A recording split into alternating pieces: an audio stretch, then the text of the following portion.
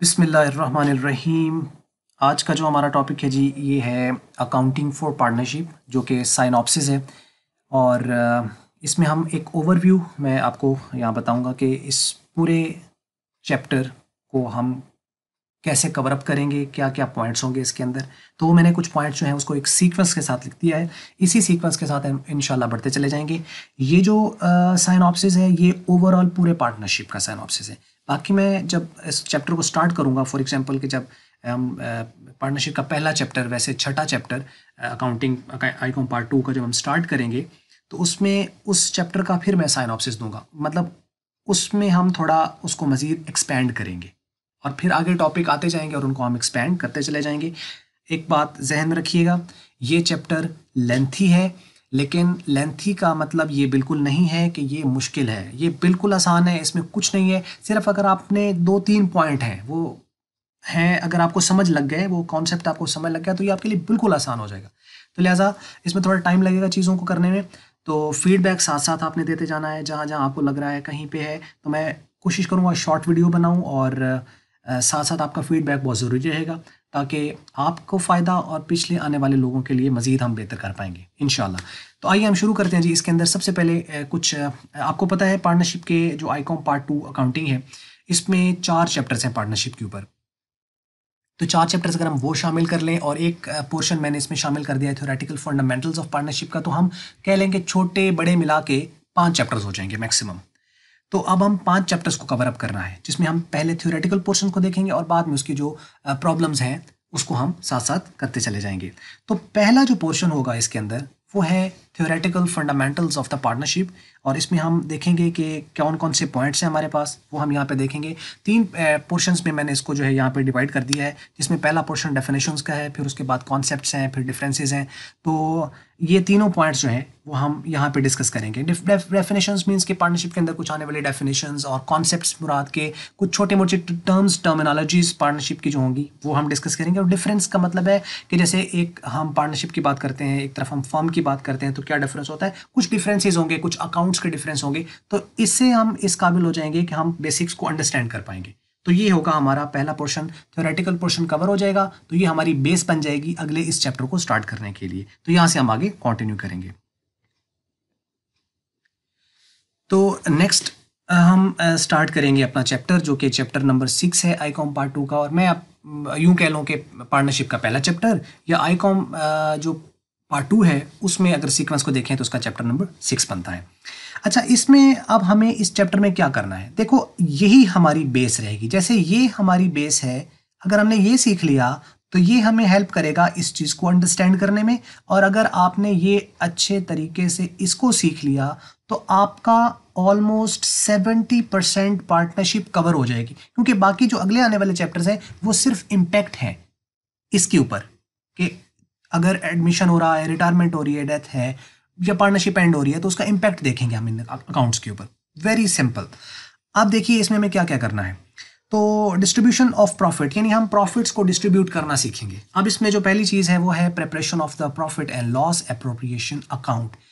तो यही एक मेन डिफरेंस है, क्योंकि हमने फाइनल अकाउंट्स बनाए हुए हैं। अगर आपको मालूम हो आईकॉम पार्ट 1 में तो हमने फाइनल अकाउंट्स बनाया था, जिसमें कहाँ से बात शुरू होती है, ट्रांजैक्शन होती हैं, फिर उसके बाद उसका जर्नल बनता है, फिर लेजर बनता है, फिर ट्रायल बैलेंस बनती है, फिर फाइनल अकाउंट्स होते थे। तो फाइनल अकाउंट्स हम लोगों ने सिंगल जो एक पर्सन होता है, यानी जो सोल प्रोप्राइटरशिप है, उसके तो बनाए हुए हैं। तो अब ये चूंकि पार्टनरशिप है तो इसके भी फाइनल अकाउंट्स तो बनेंगे। तो वही चीज़ होगी, मतलब इसमें भी बैलेंस शीट बनती है, इसमें भी प्रॉफिट एंड लॉस होता है, लेकिन एडिशनल जो चीज़ है वो है profit and loss appropriation account, जो कि पार्टनरशिप में बनता है।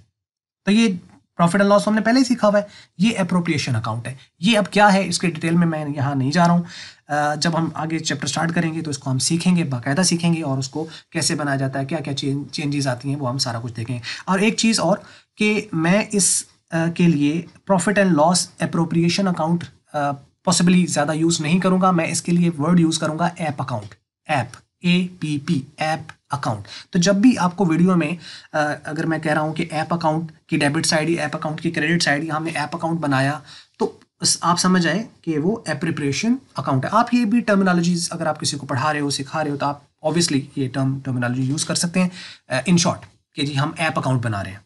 So all done.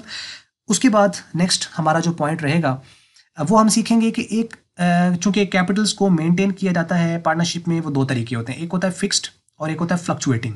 अब इन दोनों का इम्पैक्ट देखेंगे हम कि कैपिटल पर इम्पैक्ट क्या है।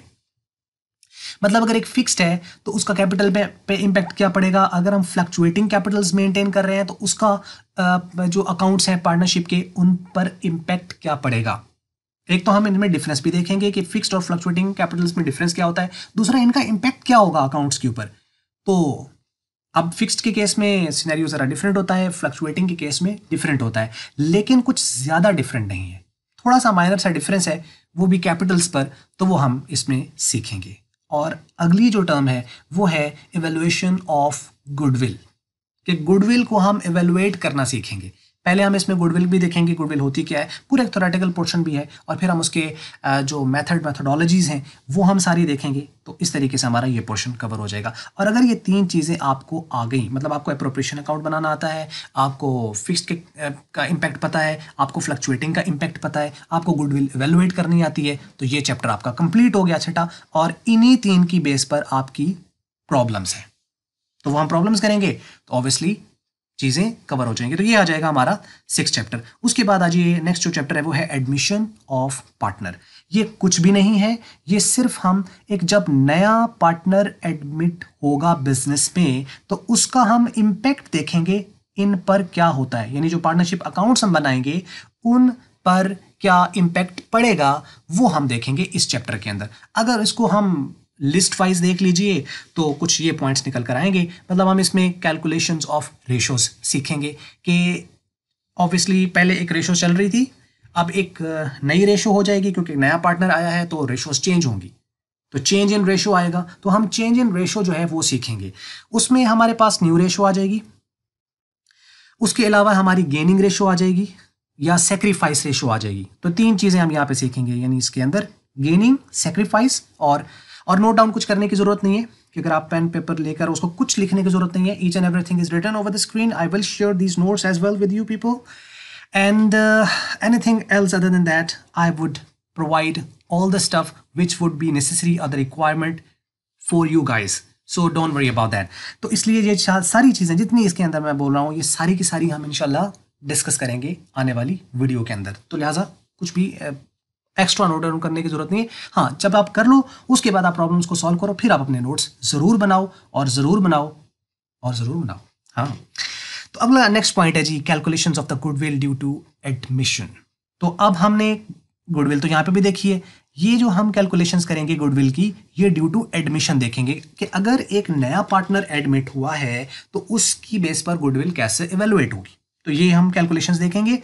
फिर preparation of revaluation account and memorandum revaluation account, terms को जहन में रखिए, revaluation account and memorandum revaluation account, ये हम दोनों अकाउंट्स प्रिपेयर करेंगे कि अगर हम अब ये रीवैल्यूएशन अकाउंट्स ऑब्वियसली जब नया पार्टनर आएगा तो ऑब्वियसली एसेट्स और वैल्यूज के ऊपर उसका राइट हो गया, कुछ ऑब्लिगेशंस बन गई उसके ऊपर, यानी पहले अगर किसी ने लाइबिलिटीज 3 ने देनी थी और चौथा आया तो वो चौथा भी लाइबल है उन लाइबिलिटीज के लिए। और अगर पहले 3 पार्टनर थे और उनका राइट था किसी एसेट्स के ऊपर तो अब चौथे का भी राइट हो गया उन एसेट्स के ऊपर। तो अब इसका मतलब है हमें उन एसेट्स और लायबिलिटीज को रीवैल्यूएट करना है।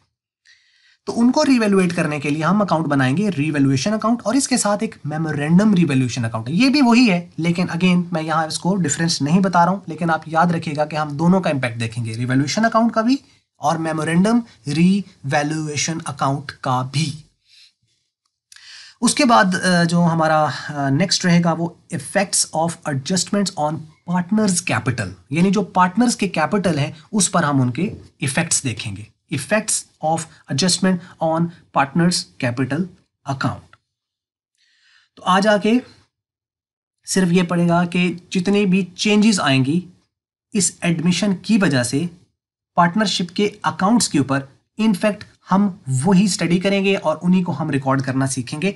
इसके अलावा इस चैप्टर में कुछ भी नहीं है, हालांकि ये चैप्टर बहुत मुश्किल कंसिडर किया जाता है इंटरमीडिएट लेवल पे भी और ग्रेजुएशन लेवल पे भी, लेकिन यकीन जानिए इसमें ऐसी मुश्किल कोई बात नहीं है। ले जी, उसके बाद आ जाएगा हमारा नेक्स्ट चैप्टर जो कि retirement and the death of partner है, जो कि चैप्टर 8 रहेगा। अब इसमें हम कुछ नई चीज़ नहीं कर रहे हैं, सिर्फ हम वही चीज़ें जो इस पिछले चैप्टर में की वही हम यहाँ पे करेंगे, लेकिन एंगल बदल जाएगा। मतलब पिछले में हमने देखा था calculation of ratios due to admission, यहाँ पे हम देखेंगे कैलकुलेशन ऑफ रेशोज या new ratios due to the retirement या ड्यू टू द डेथ, कि अगर एक चला गया या एक बिल्कुल ही चला गया तो उसकी बेस पर उसकी रेशो पर क्या फ़र्क पड़ेगा, हमारी नई रेशोज क्या होंगी वो हम यहाँ पे देखेंगे। तो मतलब कोई नया नहीं आया, सिर्फ एंगल बदला कि पहले एक आया था अब एक चला गया है या एक बिल्कुल ही चला गया है, तो उसकी बेस पर हम रेशोज की चेंज देखेंगे कि रेशो में चेंज क्या आएगा। और ये देखें कि जब रेशो चेंज होंगी तो ऑब्वियसली उनके प्रॉफिट्स चेंज होंगे, और जब प्रॉफिट्स चेंज होंगे तो ऑब्वियसली अकाउंट्स पे भी फ़र्क पड़ेगा, उनके एसेट लाइबिलिटीज़ पे भी फ़र्क पड़ेगा। ऑब्वियसली जो चीज़ें चेंज होंगी उसमें अगर कोई आ रहा है जा रहा है तो वो कुछ ना कुछ लेके आ रहा होगा या कुछ लेके जा रहा होगा, तो ऑब्वियसली फ़र्क तो पड़ेगा। तो बस वही चीज़ हमने देखनी है यहाँ पे। गुडविल हमने वहाँ पे भी इवेलुएट की है, लेकिन वो एडमिशन की वजह से थी। गुडविल हम यहाँ पे भी करेंगे, लेकिन ये या तो रिटायरमेंट की वजह से होगी या फिर डेथ की वजह से होगी, तो कोई प्रॉब्लम नहीं है, ये भी वही चीज़ होगी। Revaluation of assets and liabilities वो हमने यहाँ पे भी किया, रिवैल्यूएशन अकाउंट बनाना सीखा। यहाँ पे भी हम एसेट्स और लाइबिलिटीज़ की रिवैल्यूएशन करेंगे, लेकिन ये रिवैल्यूएशन रिटायरमेंट या डेथ के केस में होगी। तो बात ऑब्वियसली आपको समझ आ रही होगी। उसके बाद है payments to the retiring partner. सिर्फ ये एक नया पॉइंट होगा, वरना ये पहले वाले तीनों पॉइंट तो वही हैं, सिर्फ एंगल चेंज हुआ। अब यहाँ पे हमने पेमेंट करनी है रिटायरिंग पार्टनर को, कि जो रिटायर हो रहा है उसको ऑब्वियसली कुछ ना कुछ उसका जो शेयर है प्रॉफिट्स में या गुडविल का जो शेयर है वो हम यहाँ पे देखेंगे। अब उसमें फिर पूरी एक लंबी लिस्ट है, अगर उसमें, और मैं नहीं जा रहा हूँ कि मैं उसको यहाँ पे खोलूँ क्योंकि बोरिंग हो जाएगा थोड़ा सा। तो इसलिए हम यहाँ पे क्या सीखेंगे कि पेमेंट्स ऑफ रिटायरिंग पार्टनर, की जो रिटायरिंग पार्टनर उसको पेमेंट्स कैसे करनी है उसको हम सीखेंगे, कैसे कैलकुलेट कैसे होगी और उसको पेमेंट किस मोड में की जाएगी। और उसके बाद है effects of adjustment on capital. अब ये effects of adjustment on capital ये यही पॉइंट है, लेकिन वो एडमिशन की वजह से, और ये जो इफेक्ट्स होंगे ये उसकी रिटायरमेंट और डेथ की वजह से होंगे।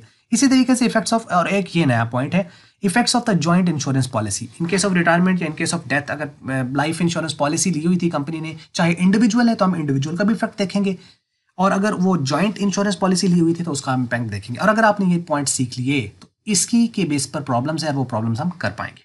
उसके बाद the last chapter that is the dissolution of the firm. अब इसमें पार्टनरशिप एंड हो रही है। अब जब पार्टनरशिप एंड हो रही है तो ऑब्वियसली पार्टनरशिप के एंड होने का पार्टनरशिप के अकाउंट्स पर क्या फ़र्क पड़ेगा वो हम यहाँ सीखेंगे। अब इसमें सबसे पहले तो हम पार्टनरशिप और फर्म डिसोल्यूशन में देखेंगे कि अगर फर्म डिसॉल्व होती है वो, और अगर एक पार्टनरशिप डिसॉल्व होती है तो उनमें डिफरेंस क्या होता है। फिर हम पूरा एक प्रोसेस है डिसोल्यूशन का वो स्टडी करेंगे कि डिसॉल्व होती है तो क्या क्या चेंजेस आती हैं, कौन कौन से स्टेप्स होते हैं, कौन कौन सा प्रोसेस होता है जो कि कंप्लीट करना होता है। ये पूरा एक प्रोसेस होगा जो हम देखेंगे यहाँ पे। नेक्स्ट है preparation of the realisation account. Make sure ये रियलाइजेशन अकाउंट है, और जो हम यहाँ ऊपर बना रहे हैं ये रिवैल्यूएशन अकाउंट है। तो रिवैल्यूएशन अकाउंट और रियलाइजेशन अकाउंट बाज़ दफ़ा मिक्स हो जाता है, शुरू में आपको थोड़ा सा टफ रहेगा, मिक्सअप हो जाएंगे, लेकिन with the passage of time आप जब प्रॉब्लम्स करेंगे तो आपको अंदाज़ा होगा कि रियलाइजेशन कब बन रहा है और रिवैल्यूएशन अकाउंट कब बन रहा है। ये डिसोल्यूशन के साथ है, और वो जो है वो रिटायरमेंट या डेथ या एडमिशन ऑफ पार्टनर के साथ है। तो क्लियर हो गई यहाँ बात।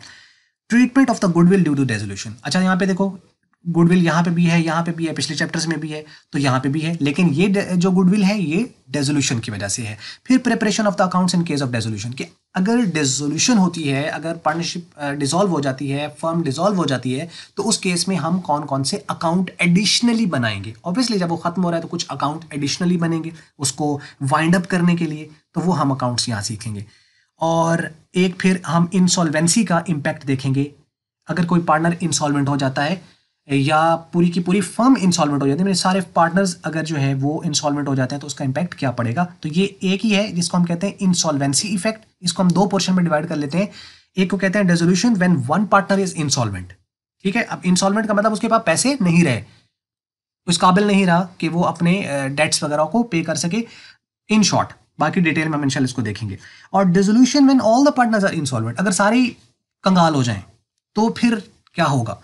तो इसे गर्नर वर्सेस मुरे रूल कहते हैं, ये आपकी बुक के अंदर, ये जो अगर एक पार्टनर इंसॉल्वेंट हो जाता है तो गर्नर वर्सेस मुरे रूल, या दूसरा टॉपिक कि when all the partners are insolvent, ये दो टॉपिक हम इंसॉल्वेंसी के देखेंगे। तो यहाँ पे ये चैप्टर भी एंड हो जाता है, और उसके बाद इन्हीं से रिलेटेड हमारी प्रॉब्लम्स रहेंगी, उनको हम करेंगे। और जब ये सारा कुछ हो जाएगा तो आखिर पर मैं आपको इसके प्रोवाइड करूँगा MCQs जो कि मोस्ट इंपॉर्टेंट होंगे, जो आपको हेल्प कर सकते हैं ना सिर्फ इंटरमीडिएट पे बल्कि ग्रेजुएशन लेवल पे भी, और ना सिर्फ ग्रेजुएशन लेवल पे, आगे जो टेस्ट वगैरह होते हैं जॉब वगैरह के लिए उसके अंदर जहाँ कहीं आते हैं तो वो उसके लिए भी हेल्पफुल रहेंगे।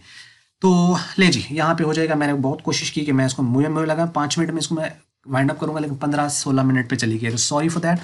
तो बस उम्मीद है अगर आपने पूरी वीडियो देखी है तो आपको कुछ आइडिया हो गया होगा। मैं इसको बिल्कुल समरी की समरी बनाऊँ ना तो इस चैप्टर में कुछ भी नहीं है पार्टनरशिप में। हमें सिर्फ इसके थ्योरीज को देखना है, उसके अकाउंट्स बनाने सीखने हैं। तीसरे नंबर पे हमने देखना है कि एडमिशन अगर पार्टनर का हो तो उसका अकाउंट्स पर क्या फ़र्क पड़ेगा। चौथा हम देखेंगे रिटायरमेंट अगर होती है किसी पार्टनर की तो उसका अकाउंट्स पर क्या फ़र्क पड़ेगा। पांचवा हम देखेंगे अगर पार्टनर की डेथ होती है तो उसका अकाउंट्स पर क्या फ़र्क पड़ेगा। और छठा हमें देखना है कि अगर एक फर्म डिसॉल्व हो जाए तो उसका अकाउंट्स पर क्या असर पड़ेगा। और ये चैप्टर एंड है। बस ये है समरी की summary. So all that. Thank you very much for your time. And if you have any kind of other questions then other than that, please reply back to me through comments, message, जो भी आपके पास एक medium है। और मैं उसको कोशिश करूँगा साथ साथ आपको रिप्लाई करने की जितना हो सका। और अपना फीडबैक ज़रूर दीजिए ताकि हम मज़ीद आने वाली वीडियो को अगर इससे बेहतर कर सकते हैं ऑब्वियसली तो हम करना चाहेंगे। Thank you very much for your time. Have a nice day. Bye.